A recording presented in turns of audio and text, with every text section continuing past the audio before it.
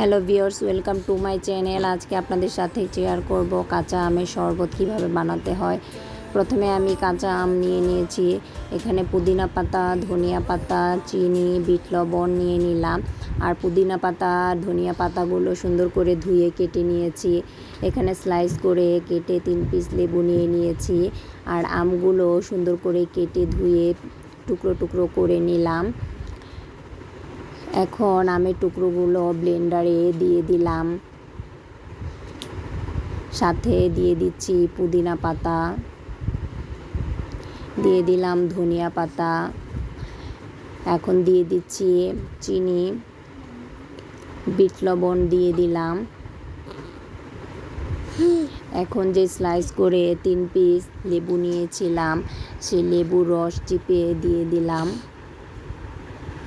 এখন ফ্রিজ থেকে ঠান্ডা পানি বের করে ঠান্ডা পানি দিয়ে সুন্দর করে এটা ব্লেন্ড করে নেব। ব্লেন্ড করে নেওয়ার পর একটি ছাঁকনির সাহায্যে ছেঁকে নিচ্ছি।